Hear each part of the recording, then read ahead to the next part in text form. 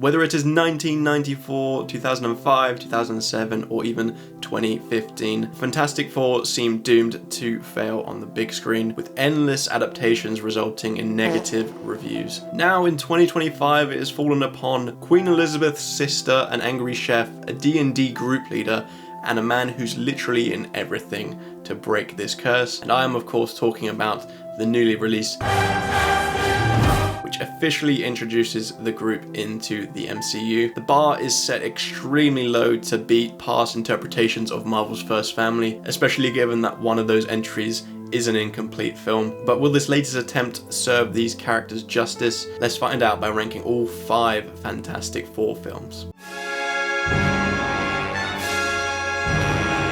Behind the scenes drama plagued this film. You can fully research that if you want to, but basically this is an incompleted film which was never intended to be released to the public, yet it managed to find its way out. So technically this isn't a theatrically released film, but I'm going to include it nonetheless. Given the context of why this film was made, it is very cheap, both in terms of appearance and reality. There's a lack of resources at the crew's disposal, meaning that just everything clearly looks fake and therefore quite underwhelming. All things considered, this story isn't terrible, it's just very forgettable, and it just doesn't really have anything going on to make it memorable at all. Because of that, it's hard to latch onto any characters, and just everything going on feels half-baked. And when you incorporate underwhelming aspects like special effects and cinematography, it makes it hard to find anything that is enjoyable in this film. So yeah, in spite of these limitations that this film had, there's no real charm or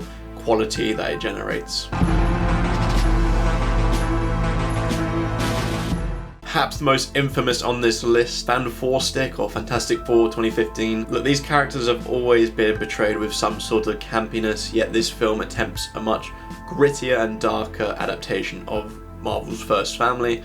Now, that's not necessarily a bad idea, but it's going to be quite hard to pull that off, given the absurdity of these characters' abilities and just the overall dynamic. And of course, the execution here was below par, and the way that is executed just means there's no real enjoyment or fun to be had. It all just feels quite miserable. This film's downfall comes from its writing, whether that's the story or the dialogue its characters have to use. The dialogue is shallow and flawed and doesn't allow for these characters to be interesting or to create a nice dynamic, and on top of that, it's not strong enough for these actors to give compelling performances. So we have no fun generated from the tone and execution. We've got no enjoyment from the writing in any sort of aspect. And because of the nature of the story, there's no real action as well. The reports of studio interference are very clear here, as there's a bunch of ideas for separate Fantastic Four films, but they all seem to be crammed into one within 100 minutes of runtime. So there's no room for anything to develop, whether that's a character or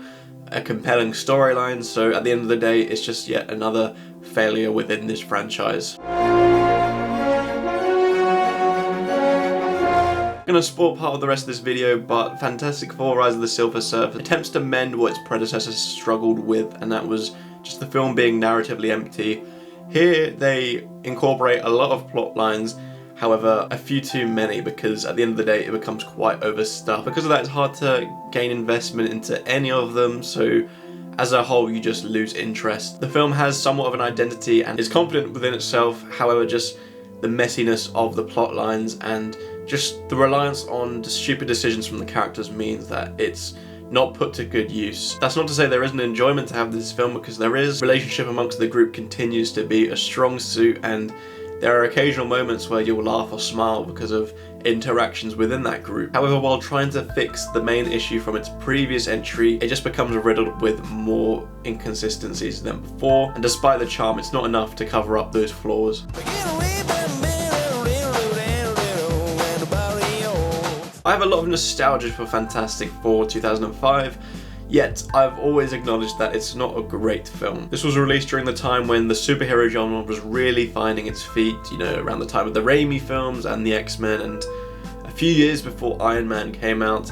However, this film wasn't able to shake that campy tone, which was mainly the downfall of most films in that genre around that time. But campiness isn't always a bad thing, you know, it creates a bit of charm with the characters and the chemistry amongst the group. It does also help that those characters are actually well cast. I think a lot more than people give it credit for. They all provide a convincing enough performance, but the way they interact with each other just seems to personify those characters from the comics to the big screen. Where this film does struggle, however, is its lack of plot. You know, it serves well enough as an origin story. You know, it establishes these characters, their relationships, and how they got their powers. There's nothing else past that. Yes, it shows them dealing with fame, but it doesn't make for an exciting film. Most times in the superhero genre, you have the first half of the film where you establish these characters and their origins, and then a threat emerges and they have to overcome it. Here, nothing really happens in that second half, and when something inevitably is forced in, it is all just very rushed and chaotic and